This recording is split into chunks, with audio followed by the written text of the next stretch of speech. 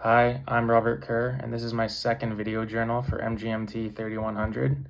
So to get started with the first point, my initial thoughts on failure. At first, I used to think of failure as something to avoid at all costs, like I meant I wasn't good enough or I didn't try hard enough. But this unit really helped me realize that failure is unavoidable in any career, and that it's one of the most important parts of learning and growth. I liked how this module broke down the different types of failures, like common, complex, and intelligent failures.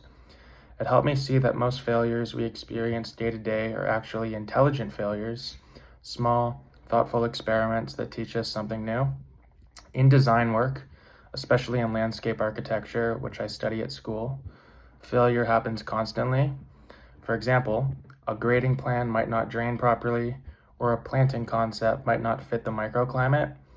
But those moments are essential for problem solving and creative thinking.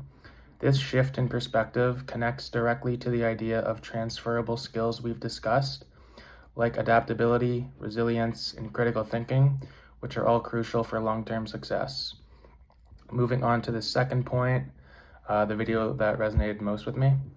The video that resonated most with me was Catherine Schulz's talk about being wrong. The story where she mistakes a picnic area sign for a Chinese character. I thought it was a clever example of how we can be completely certain about something and still be wrong. What I took from her talk is that being wrong isn't the real issue. It's holding on to the need to always be right. That really connects to this unit's focus on career adaptability and growth mindset. In my future career, I know I'll sometimes misinterpret client feedback or make design assumptions that don't hold up in practice. The key will be being open to feedback and willing to change direction. That idea ties closely to the course's theme of resiliency, not just bouncing back from mistakes, but being humble, flexible, and proactive when things don't go as expected.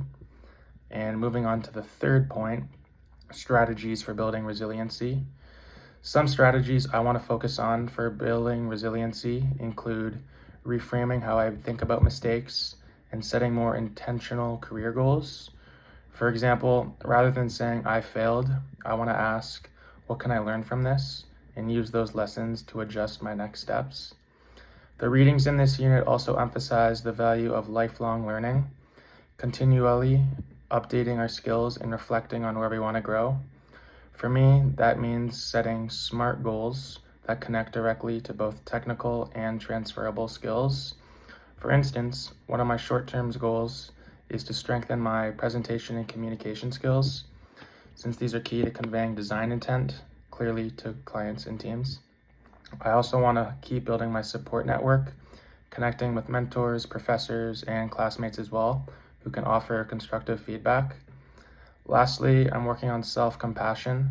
I tend to be hard on myself when I make mistakes, but reminding myself that failure is part of professional development will help me stay confident and motivated. And just overall, this unit helped me completely reframe my view of failure from something negative to something necessary. It's made me realize that resilient means combining a growth mindset, goal setting, and lifelong learning so I can keep improving as a designer and professional. Thank you for listening.